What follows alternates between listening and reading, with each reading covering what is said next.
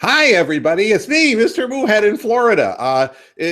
I got a bunch of issues that I'm going through in the house right now, trying to get all of my electronics up and running. And this is a high definition video thing that I'm trying to do here. And I'm not really sure whether a YouTube ingest will take this kind of a high quality image. I don't have any of my lights on either. Hold on. Let me see if I can improve this. Hold on. We'll see what we can do here. Wait a minute. Wait a minute. Bong. Wait a minute, wait a minute, wait a minute.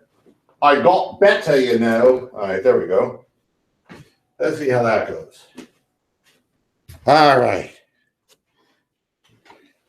There.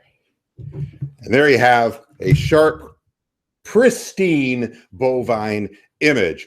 There's not going to be a live show today because I don't have time to put this together. However, it doesn't stop me from testing and making my final comments about Trevor Bauer. I mean, the Indians can't afford to keep pitching Trevor Bauer. There have been two pitchers who've looked like shite in the playoffs, and Trevor Bauer would be one of them. And the other one is Bryan Shaw, and it's not helping our cause. But the thing that bothers me, now you can say, well, anyone has a bad day. And I know Michelle will grovel at Trevor Bauer's feet. But the fact of the matter is, I can think of many pitchers, including Ubaldo Jimenez, including Danny Salazar, including Carlos Carrasco, all of these pitchers who had a lot of problems with command when they listened to Mickey Callaway got better. And the one guy who doesn't listen to anybody is old shake 'em off Trevor Bauer, who is shaking off his catcher, Roberto Perez, who's been magnificent in this playoffs, calling and framing pitches, and there's Bauer still shaking him off. Why? Because he's Hispanic. I've told you a million times. Trevor Bauer is a head case. He can't do what you want him to do consistently. And he will never have command of his pitches because he refuses to listen to what Mickey Callaway has to say. I thought in the Fox broadcast, it was most interesting when the Fox announcer said, well, it didn't work out for him in Arizona. But the coaching staff in Cleveland says, well, you know, we kind of try to talk to him and we kind of let him do his thing. And it's like, no, it doesn't work that way. He's a hired employee. God damn it. If there's a better way, figure it out. And if he refuses to do the better way, ship him out. I'm ready to ship out Trevor Bauer. Let's trade him. Okay. At the end of the season, when all is said and done, let's trade the daffy bastard.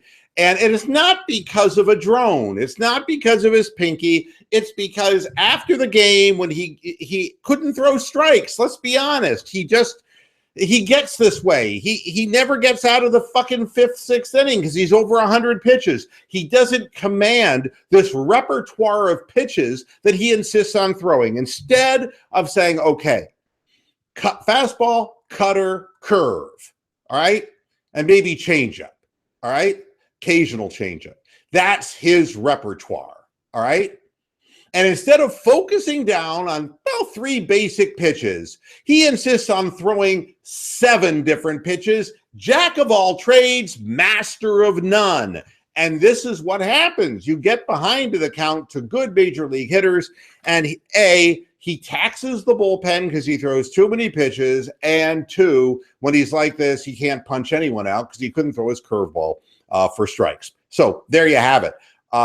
He's out of the game immediately. But after the game, to talk to Trevor, I felt great. I'm great. I was great. Did you see it? I was great out there. It's like, what's the matter with this guy? He is in constant denial. And what he's in denial of is that the coaches have a better idea of how to approach this game than he does. And of course, he stares with that rigid look that only a goddamn far alt-right bigot would, and say, I'm fine. I was great out there. I was great. Felt great. Just couldn't throw it over the plate, but I felt great. I was great. Did you see? Great. It's like fucking Trump. Disaster. That would be more like it. Horrific. I've seen enough. We got to see this guy again, game 5? No, we don't. Go with Ryan Merritt. I'd rather see an off-speed guy junk up the Cubs than a second-rate 93-mile-an-hour non-command fastball pitcher get beat up again by this lineup. And let's try to junk him out of the World Series. There's nothing wrong with that. Let's see how Tomlin does tonight.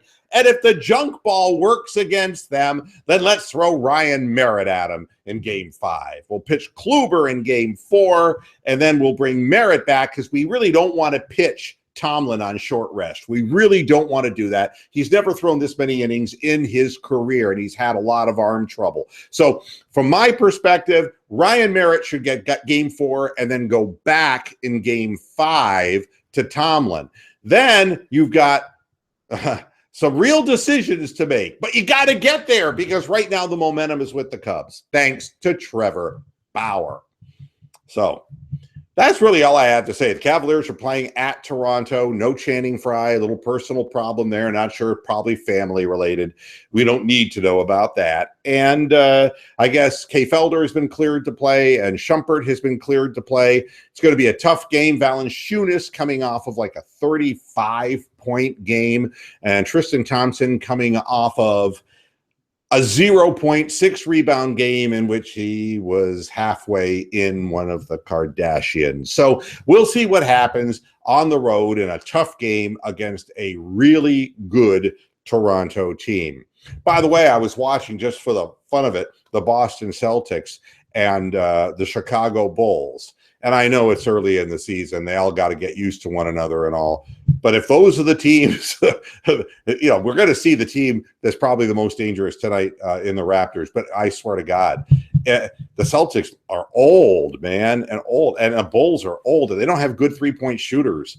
If I can't imagine game 82, and after that, these teams are going to really be beating on the Cavaliers unless something bad happens from a health perspective to our beloved Cavaliers. Well, go Tribe tonight. I'll be watching here. I just made sure that all of my televisions and all my networking is properly set up. So I'm a happy cow. And I'm back in Florida where it's 86 degrees and I got a better setup here, folks. I just did a speed test, 87 download, 66 upload. Yeah, buoy. That's it for this test. I'll see you again on Monday. There's no halftime and post-game Brown show. I don't want to deal with it. I'll be watching the game, but we'll be back on Monday, Michelle and I, to talk about where the Indians stand, where the Browns stand, and where the Cavs stand. Thanks a lot for hanging in there with me, and I'll see you again on Monday. And until then, hasta la vista, past your heads from high definition land.